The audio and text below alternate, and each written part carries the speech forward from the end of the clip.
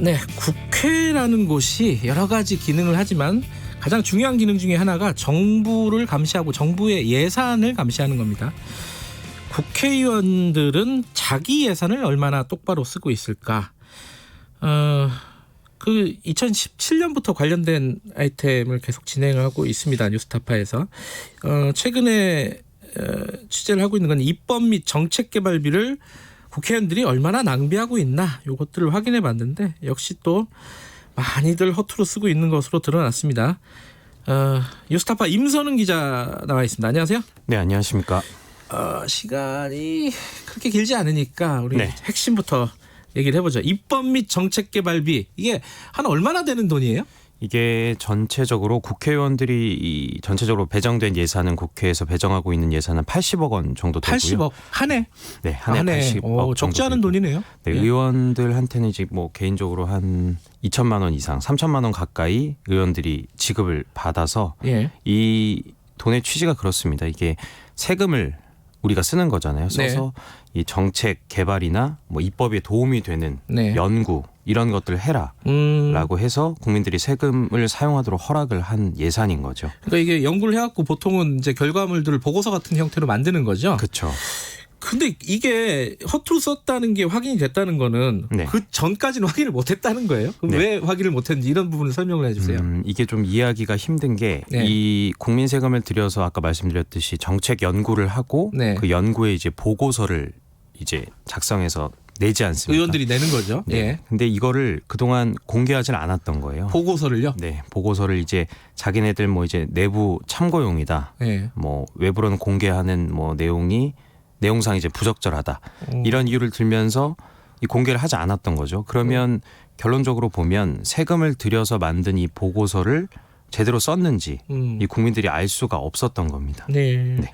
근데 아니 보통 보면 국회 도서관 이런 데는 비치돼 있고 이러지 않나요? 그러지도 않았어요? 네, 이게 보면 그 국회 도서관 같은 경우에는 이제 자료를 예. 이관을 해줘야 거기에서 보관을 할 수 있는데 이게 강제할 수 있는 규정이 없다고요. 그래서 의원실에서 이 자료를 나는 줄 수 없다 이렇게 얘기하면 사실상 그 돈이 어떻게 쓰였는지 어떤 형태나 어떤 내용의 보고서가 이제 발간이 된지 아무도 알 수가 없는 거죠. 근데 이번에 분석을 하려면 그 보고서를 봐야지 분석이 가능한 거잖아요. 네. 그럼 공개 안 하는 걸 어떻게 본 겁니까?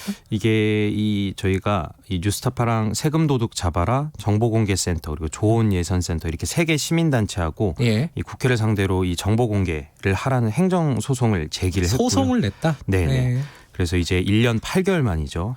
그래서 올해 1월에 저희가 최종적으로 이 자료를 공개해라라는 판결이 나왔습니다. 그렇게 해서 그 자료 그러니까 이게 자료 분량이 한 1,115건에 한 5만 페이지 분량이에요. 5만 페이지요? 네, 이게 이제 20대 국회의원들이 이제 생산한 요 정책 자료집하고 보고서인데 요거를 그렇게 행정소송을 통해서 저희가 요거를 다 받게 된 거죠. 어쨌든 국회의원들이 그렇게 보여주고 싶지 않아 했던 이 정책 연구 보고서를 소송을 통해서 1년 8개월 만에 받아냈다. 네. 5만 페이지다. 네. 다 봤습니까? 이게 사실 저희가 이 열람을 하기 시작한 게 이게 소송은 이제 그 판결이 이제 1월에 나왔는데 올해 이제 열람을 시작한 게 사실 코로나 이런 지금 사태 때문에 이 저희가 이 국회 도서관이나 혹은 이제 그 열람을 하러 이제 국회 가기가 힘든 상황이었어요. 그래서 국회에서 이 열람을 허가한 게 올해 5월부터였고요. 5월. 네, 이렇게 구구절절 말씀드리는 건 5만 페이지를 다 보지는 못했습니다. 이제 국회 개원이 얼마 남지 않았잖아요. 그래서 그러면 지금 오늘 얘기해 주실 거는 일부를 봤다는 건데 그건 어떤 기준이 있었나요? 먼저 보는 거에? 네, 이게 이제 20대 국회의원 300명 중에 정당 대표나 원내대표 그리고 장관 이런 요직을 거친 국회의원 이제 54명의 보고서 이제 202건 그러니까 1,115건 중에 일단 202건을 1차적으로 검증을 했죠. 자, 5분의 1 정도 본 거네요. 그죠? 네네. 5분의 1 정도 봤는데 54명 요직에 있는 사람들만 자, 결과부터 보죠. 취재 결과는 어떻습니까? 이게 허투루 보고서를 쓴 사람이 몇 명 정도 나온 건가요? 일단 명확하게 저희가 말씀드릴 수 있는 건 일단 9명입니다. 9명. 누군지 먼저 명단을 얘기해 주세요. 일단 더불어민주당 같은 경우는 이제 김부겸 의원, 이름만 일단 얘기할게요. 김부겸, 우상호, 이계호, 그리고 미래통합당은 박명재, 심재철, 유승민, 네. 정종섭, 예. 그 민생당은 박주선, 네. 천정배 이렇게 뭐 전현직 의원들이 확인이 됐습니다. 자, 9명이 확인이 됐다. 네. 9명을 토탈 합하면은 이 세금이 얼마나 들어간 거예요? 이게 한 건당 예. 한 이제 최대 500만 원까지 쓸 수 있거든요. 그렇게 해서 9명을 합치면 일단 4천만 원 4천만 원 정도. 네. 자, 이제 그 하나하나 다 얘기하면 좋겠지만은 네. 대표 선수들만 좀 얘기를 해보죠. 네. 여당 한 명, 야당 한 명 얘기를 해봅시다. 그 여당 중에는 취재가 제일 많이 됐던 부분 하나 얘기를 해주세요. 일단 우상호 의원을 우상호 의원? 말씀을 예. 드리고 싶은데요. 이게 원내대표를 지내고 이제 사선 이제 어느덧 중진 의원이 네. 되지 않았습니까? 이게 2016년에 이 정책 연구를 진행을 했는데 이 결과 보고서를 봤어요, 저희가.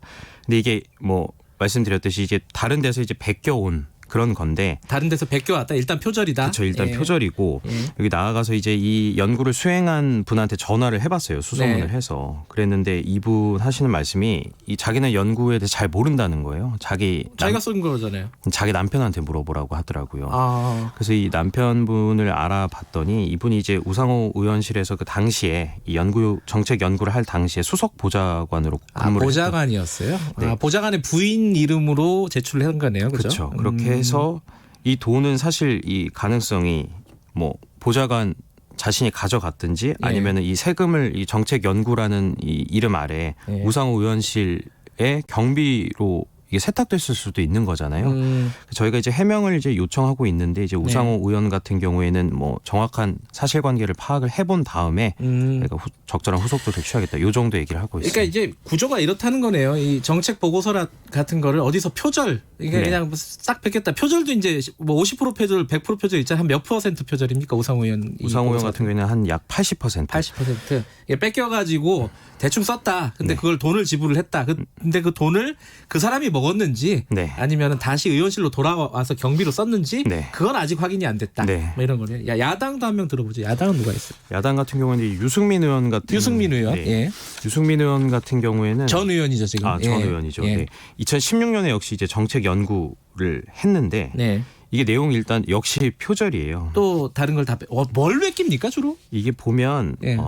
이 유승민 의원 같은 경우에는 한국수출입은행에서 예. 이 정책 연구를 하기 전에 한 달 전에 이제 발간을 했던 이 보고서를 베꼈는데 이게 내용이 이래요. 그러니까 이 연구를 수행한 사람이 네. 얘기하는 게 이게 최종 보고서가 아니다. 네. 이게 중간 보고서다. 네. 그러니까 이게 무슨 말씀이냐면 일단 예산을 써야 되는 거예요. 의원실 입장에선. 시한이 정해져 있어요? 시한이 이제 회계연도가 12월까지잖아요. 그래서 써야 되니까 일단 뭐라도 갖고 오라고 하는 거죠.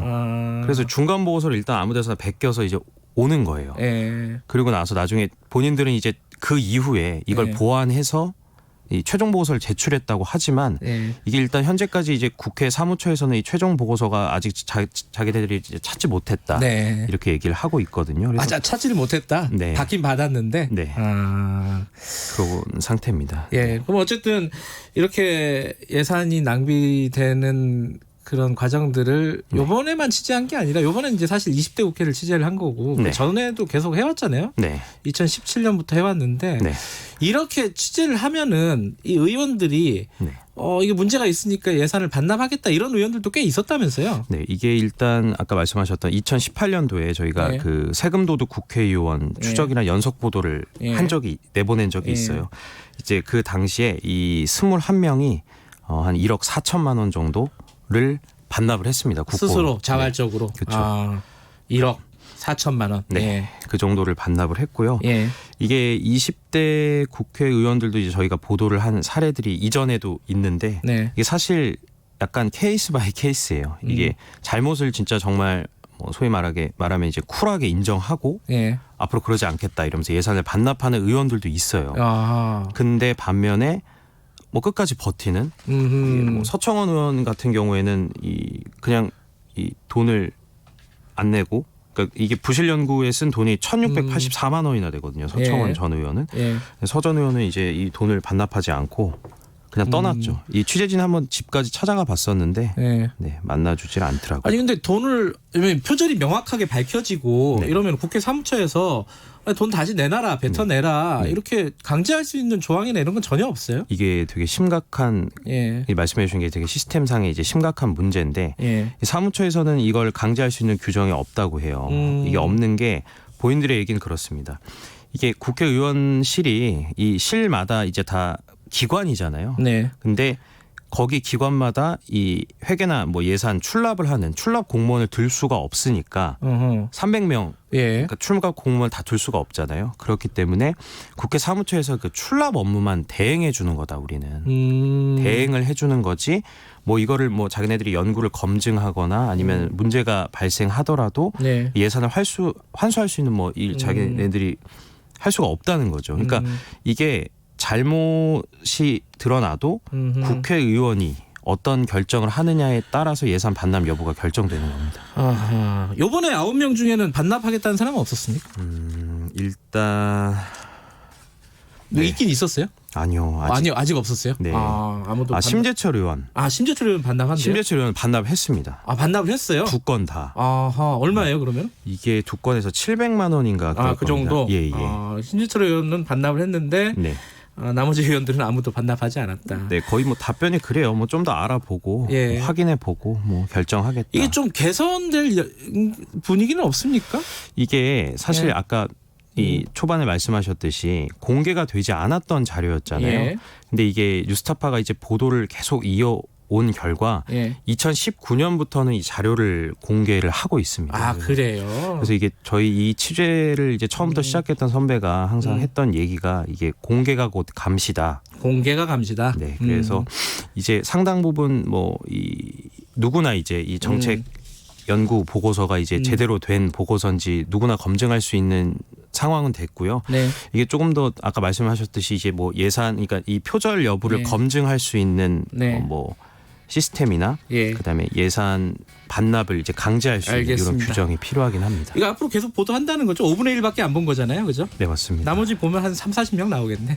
여기까지 듣겠습니다. 고맙습니다. 네, 감사합니다. 뉴스타파 임선흥 기자였습니다. 김경래 최강시사 오늘 여기까지 하죠. 저는 뉴스타파 기자 김경래였고요. 내일 아침 7시 20분에 다시 돌아오겠습니다.